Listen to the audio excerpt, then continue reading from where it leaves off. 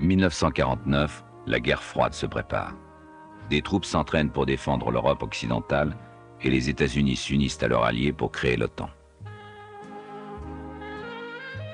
En Chine, les communistes remportent leur plus grande victoire et Mao Tse-tung dirige le pays. Les troupes britanniques prêtent main forte à Hong Kong et la frégate Améthyste échappe avec audace aux forces communistes.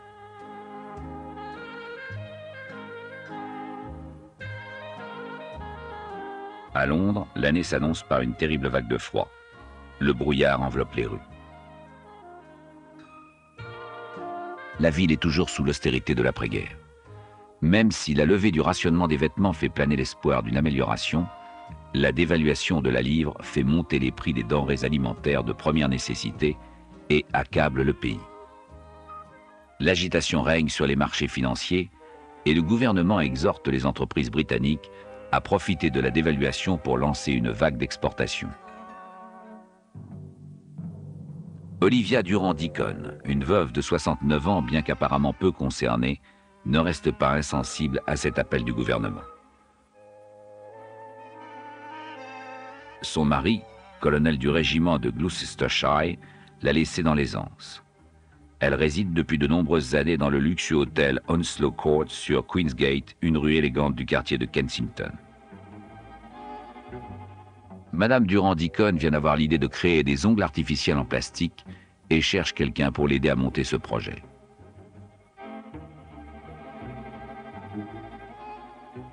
Il se trouve que l'un des autres clients permanents de l'hôtel, un homme d'affaires de 39 ans nommé John Egg, a retenu son attention.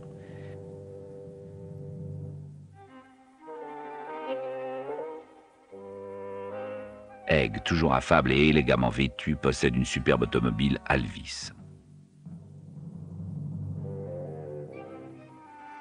Il raconte souvent aux clients de l'hôtel qu'il est le propriétaire d'une petite usine prospère à Crawley, à environ 80 km au sud de Londres. Lorsque Madame Durand-Deacon lui fait part de son idée, il est extrêmement intéressé. Il déclare à la veuve qu'il va étudier le type de matériaux nécessaires à la fabrication des ongles et se renseigner afin de déterminer si l'équipement nécessaire peut être intégré à son usine. Egg consulte son agenda et tous deux décident de se rendre à l'usine le 18 février afin de discuter du projet. Egg convient de retrouver Madame Durand-Deacon devant le grand magasin Army and Navy pour l'emmener à Crawley dans son Alvis. Plus tard, il affirmera qu'elle n'était pas au rendez-vous.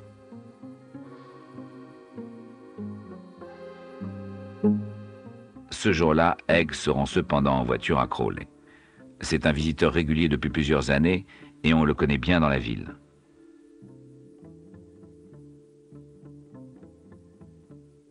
Vers 4 heures, on l'aperçoit à l'hôtel Georges, en plein centre-ville, prenant le thé avec une personne qui ressemble beaucoup à Madame Durand-Deacon. 2h30 plus tard, il fait un saut dans un café voisin où il prend un œuf et des toasts, puis discute avec Monsieur Outram, le propriétaire.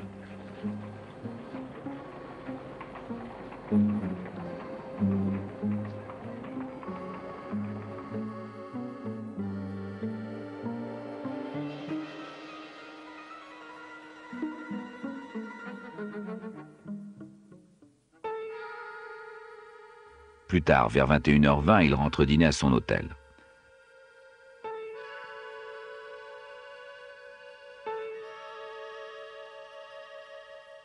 Après un repas copieux, il repart pour Londres.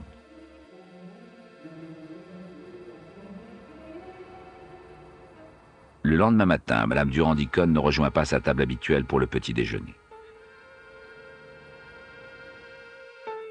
John Egg, apparemment très surpris, s'inquiète auprès d'une autre cliente, Madame Constance Lane.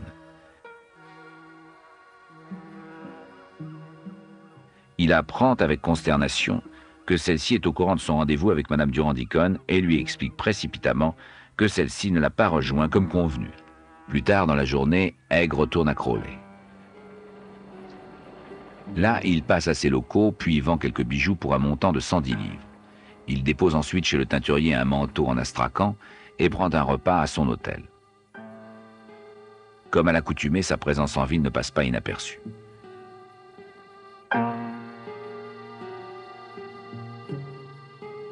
Pendant ce temps, Madame Lane examine la chambre de son amie et se rend compte que celle-ci n'y a pas dormi. Le lendemain matin, lorsque Egg lui demande si elle a des nouvelles, elle lui annonce sèchement qu'elle va prévenir la police. Egg est quelque peu déconcerté, mais il se reprend suffisamment pour offrir de l'emmener au poste dans son Alvis. La police ne prend pas cette disparition très au sérieux, mais un reporter d'agence qui a eu vent de l'affaire appelle un journal et raconte l'histoire.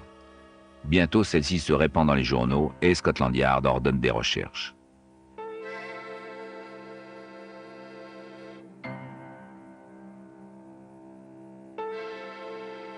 Egg est interrogé une première fois en tant que témoin. Il explique que Madame Durand-Deacon n'est pas venue à leur rendez-vous et cette version n'éveille pas le moindre soupçon. De retour à l'hôtel, il confirme sa déclaration dans une longue déposition. Mais des vérifications de routine révèlent certains faits surprenants. La police découvre que Egg, loin de posséder une usine à Crawley, n'y réalise en fait que des affaires et utilise de temps à autre une petite recette. La police décide d'interroger à nouveau John Egg. Cet interrogatoire est mené par une femme, le brigadier Alexandra Lambourne, qui éprouve immédiatement de l'antipathie pour ce petit homme qui semble trop soucieux de plaire. Il répète toutefois son histoire, sans contradiction apparente. De retour au poste, le brigadier rédige un rapport mentionnant le sentiment de malaise qu'elle éprouve à son égard et suggérant qu'on enquête sur son passé. Egg se plaint à la presse d'être harcelé par la police. Toutefois, les soupçons du brigadier Lambourne s'avèrent fondés. Le casier judiciaire de Egg, très chargé, révèle qu'il est un escroc accompli. Il a déjà fait de la prison à 3 reprises pour abus de confiance, contrefaçon, vol et faux semblants.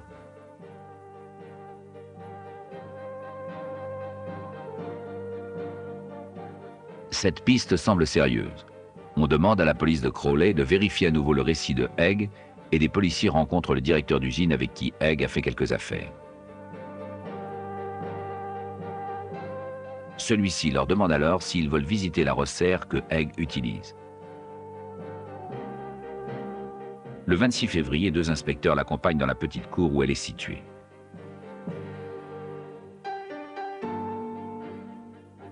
Cette cour existe encore aujourd'hui, non loin du centre de Crawley. L'unique trousseau de clés ayant été confié à Egg, les inspecteurs doivent forcer la porte. À première vue, l'intérieur semble plutôt normal, contenant différents outils, boîtes, bouteilles et chiffons.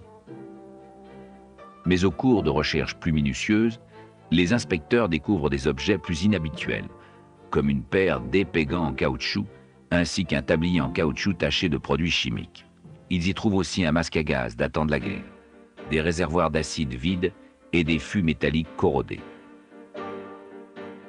Lorsqu'ils découvrent un revolver, les inspecteurs savent qu'ils sont sur la bonne piste. Leurs soupçons se confirment lorsqu'ils découvrent plusieurs objets, parmi lesquels des bijoux et un sac à main contenant d'un reçu de teinturier. Le lendemain, ils apprennent que ce reçu correspond à un manteau en astrakhan appartenant à Madame Durand-Deacon. La police retourne immédiatement à l'hôtel Onslow Court et y attend le retour de Egg. Dès son arrivée, celui-ci est conduit au poste pour un nouvel interrogatoire. Il semble plutôt indifférent, s'assoupissant même en attendant d'être interrogé. Quand l'inspecteur principal, Shirley Symes, lui demande où se trouve Madame Durand-Deacon et lui apprend que des policiers ont trouvé les bijoux et le manteau de celle-ci, Egg n'a qu'un bref moment d'hésitation. Il se lance alors dans des explications invraisemblables et admet qu'il lui a volé des affaires. Les inspecteurs le menacent, mais il poursuit. Madame Durand-Deacon n'existe plus. Elle a complètement disparu et on ne retrouvera jamais plus trace d'elle. Je l'ai dissoute à l'acide. Vous trouverez des restes de boue sur Leopold Road. Toute trace de son corps a disparu.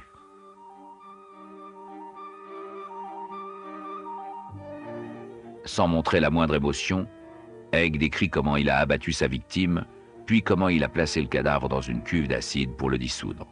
Alors qu'il relate fièrement la façon dont il a organisé puis commis le meurtre, Il apparaît clairement que Egg est persuadé que sans cadavre, la police ne pourra jamais le déclarer coupable. Tout au long de ses interrogatoires, Egg n'aura ni remords ni intérêt pour ses victimes. Les inspecteurs épouvantés l'entendent alors affirmer qu'après avoir abattu Madame Durand-Lincoln, il lui a tranché la gorge pour boire un verre de son sang avant de placer le corps dans la cuve. Ensuite, il est allé au restaurant manger un toast à l'œuf poché avant d'entreprendre de se débarrasser du corps.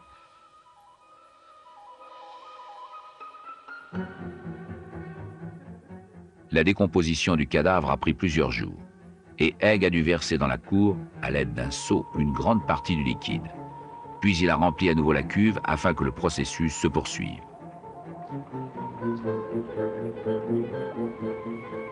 Le 2 mars, Egg comparaît devant le tribunal de Horsham, où il est accusé du meurtre de Madame Durand-Lincoln. La foule en colère tente de s'en prendre à lui, alors qu'il sort après une audience de 2 minutes.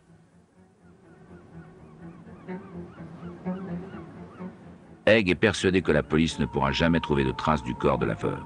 Mais sa confiance se trouve bientôt complètement ébranlée par le talent du médecin légiste, Keith Simpson. En inspectant l'intérieur de la Rosaire, il découvre des traces de sang correspondant au groupe de la victime. Puis, Simpson dirige son attention vers la cour envahie de mauvaises herbes et localise l'endroit où Egg a déversé le liquide. Il ramasse bientôt un caillou de la taille d'une cerise. C'est un calcul biliaire humain. Il en découvre 2 autres. En raison de la graisse qui les recouvre, il aurait fallu des semaines avant qu'ils ne disparaissent complètement. Très encouragé par cette première preuve de la présence d'un corps humain, le docteur Simpson et son équipe poursuivent leur fouille méticuleuse de la cour. La presse suit les moindres faits de l'enquête et des informations sur les restes humains commencent à filtrer. L'intérêt du public s'intensifie et la foule se presse aux alentours de la petite cour où les policiers poursuivent leur travail.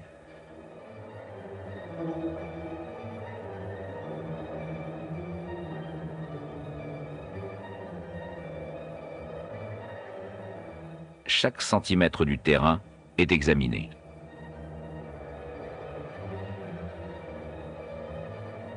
Les comptes rendus qui sont publiés dans la presse ne sont pas tous d'une précision rigoureuse.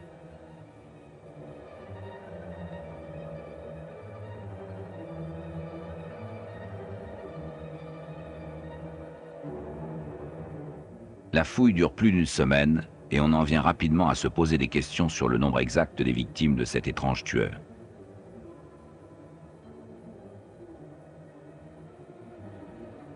Tous les objets de la Rosaire sont emportés, ainsi que des caisses de terre fangeuses et les fûts corrodés.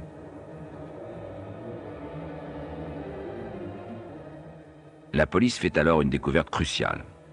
Un dentier qui ne s'est pas décomposé. C'est celui de Madame Durand-Lincoln. Alors que les preuves contre Egg s'accumulent, la police met à jour son passé. John Egg est né en 1909 d'un couple de membres convaincus de la secte chrétienne fondamentaliste des Frères de Plymouth. Tout sport et loisirs lui sont interdits et le jeune garçon est constamment menacé des flammes de l'enfer. En grandissant, il réagit contre cette éducation sévère et devient un escroc aux apparences affables et charmeuses.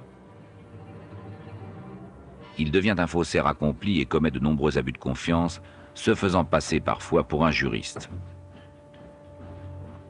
En 1934, Egg se marie apparemment autant pour échapper à certaines de ses victimes que par amour pour Beatrice Hammer, une ancienne serveuse et modèle de photographe.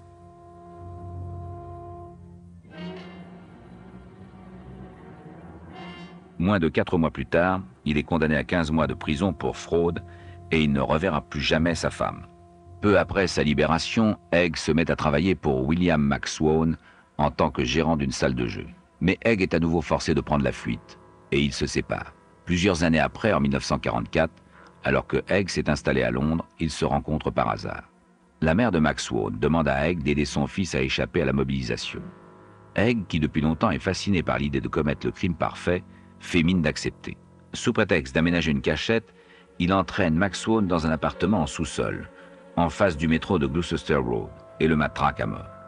Après avoir, selon ses dires, bu du sang de sa victime, Egg dissout le corps dans une cuve d'acide et se débarrasse des restes dans un égout. C'est la première fois que Egg se sert de l'acide pour détruire un corps. Et bientôt, il utilise la même méthode pour tuer le père et la mère de Maxwell. Après s'être débarrassé des Maxwell, Egg fait usage de son talent de faussaire pour s'approprier tous leurs biens.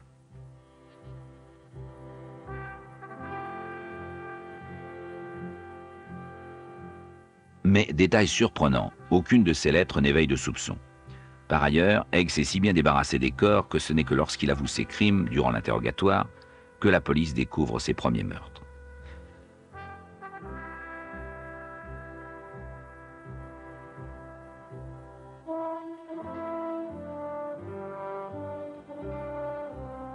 Egg est désormais convaincu d'avoir trouvé le moyen de commettre le crime parfait. Lorsqu'il se retrouve à court d'argent, il cherche de nouvelles victimes. Son choix se porte ensuite sur un riche médecin, Archibald Anderson, et sa séduisante épouse Rosalie, qu'il rencontre alors que ceux-ci tentent de vendre une maison. Durant plusieurs mois, Egg se lie d'amitié avec le couple, puis passe à l'action.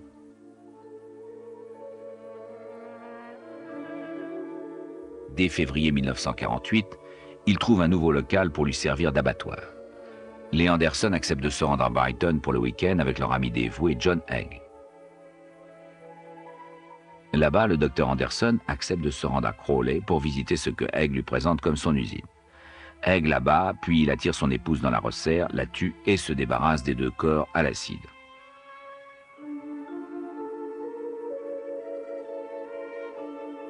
Une fois encore, il affirme avoir bu du sang de ses victimes avant de les faire disparaître. Il falsifie ensuite une série de lettres pour s'emparer de leurs biens, prétextant qu'ils sont partis en Afrique du Sud, le désignant comme leur administrateur. Son talent est tel que ni leurs amis ni les banques ne soupçonnent quoi que ce soit, et un an plus tard, on tente toujours de retrouver les Anderson en Afrique du Sud.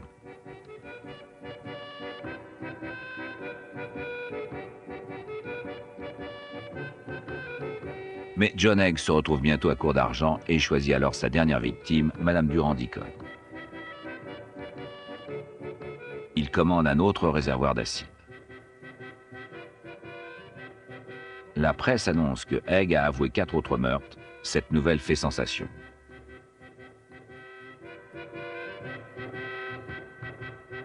Les policiers fouillent la cave de l'immeuble de Gloucester Road et suivent d'autres informations que Egg semble heureux de leur fournir.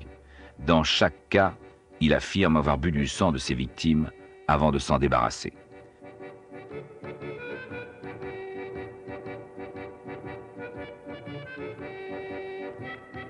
Tous les efforts de la police pour éviter que cette macabre information ne filtre à la presse échouent. La nouvelle fait inévitablement sensation lorsque Egg comparaît à nouveau devant le tribunal de Horsham avant d'être déféré à la juridiction supérieure. Le public a du mal à croire que ce petit homme pimpant qui a avoué si volontiers à la police soit un vampire. Des curieux de tout âge tentent de l'apercevoir. L'histoire du vampire qui horrifie et fascine le public attire déjà des ennuis à un journal. Le rédacteur en chef du Daily Mirror, Sylvester Bolam, publie dans le même numéro les récits d'un assassin qu'il ne cite pas et l'annonce de l'inculpation de Egg. La loi anglaise interdit de publier tout élément préjudiciable à un accusé avant son procès. Ceci est considéré comme un outrage à la cour. Bolam est condamné à 3 mois d'emprisonnement et son journal doit payer une amende. Bolam est libéré peu de temps avant le procès de Egg qui s'ouvre le 18 juillet à la cour d'assises de Lewes. La foule patiente toute la nuit devant le tribunal pour tenter d'y obtenir une place et remplit les rues pour voir arriver les participants. Un autocar amène des témoins.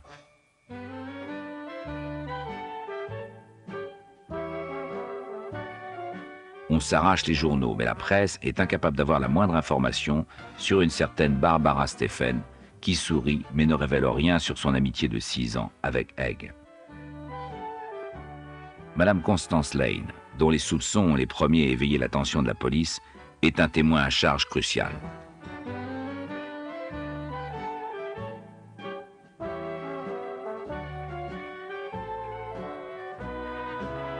Sir Travers Humphreys, l'un des plus célèbres juges d'assises de l'époque, préside le procès. Au début de sa carrière, il avait fait partie de l'équipe qui a défendu Oscar Wilde.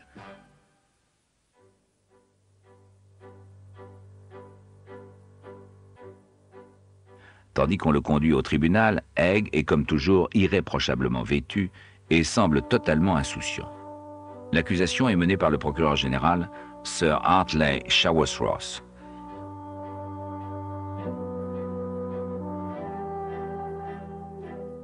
Il expose immédiatement les détails complets des aveux macabres de Egg, faits durant les contre-interrogatoires menés par l'inspecteur principal, Shirley Symes. Symes insiste sur le fait que Egg est convaincu que sans cadavre, un meurtre ne peut être prouvé. On appelle ensuite le docteur Keith Simpson, qui révèle au jury ses découvertes durant l'inspection de la Rosaire et de la cour. Elles constituent des preuves irréfutables de l'assassinat de Mme Durand-Deacon.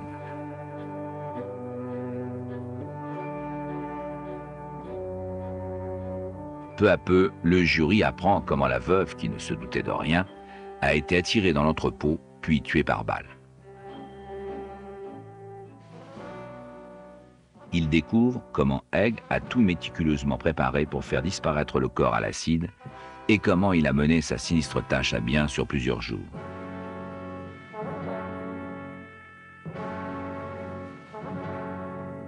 Egg ne manifeste aucun remords et semble toujours aussi fier de ses talents d'assassin.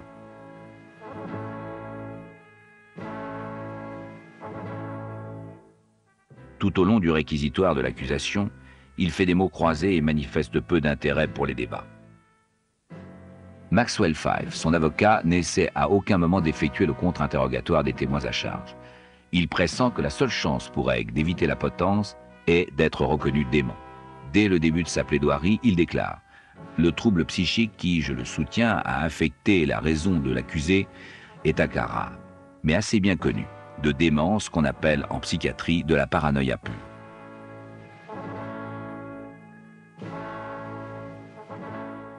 Un médecin consultant de renom, le docteur Henry Yellowsleeve, est appelé pour témoigner de la paranoïa de Egg. Il se révèle peu convaincant et se laisse déconcerter à plusieurs reprises par des questions du juge. Maxwell Fyfe ne parvient pas à rattraper la mauvaise impression produite par son unique témoin à décharge. Dans un contre-interrogatoire, Hartley Shawcross oblige Yellowsleeve à reconnaître que Egg devait être conscient de faire quelque chose de mal. En réunissant les faits, le juge met scrupuleusement en avant la théorie de la défense s'appuyant sur la paranoïa, mais le jury reste de marbre. Le 19 juillet, il ne lui faut que 13 minutes pour reconnaître Egg coupable. Celui-ci est condamné à être pendu pour le meurtre de Mme Durand-Deacon. Durant les jours précédant son exécution, Egg fait à nouveau la une des journaux. Il réclame une répétition afin qu'il n'y ait pas de problème lors de sa pendaison. On la lui refuse et à 9 h le matin du 10 août, Egg est exécuté sans la moindre difficulté.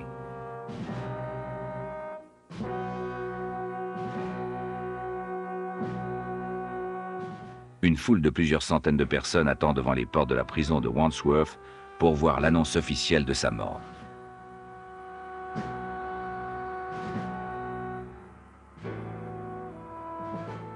Méticuleux jusqu'au bout, Egg fit don de son costume et de sa cravate préférée au musée de cire Madame Tussaud, afin que son effigie soit vêtue de façon aussi irréprochable que lui-même l'a été tout au long de sa vie. Sa statue de cire y est toujours exposée, en souvenir de l'un des assassins britanniques les plus cruels et les plus implacables, pris au piège par sa trop grande confiance en lui et les talents médico-légaux de Scotland Yard.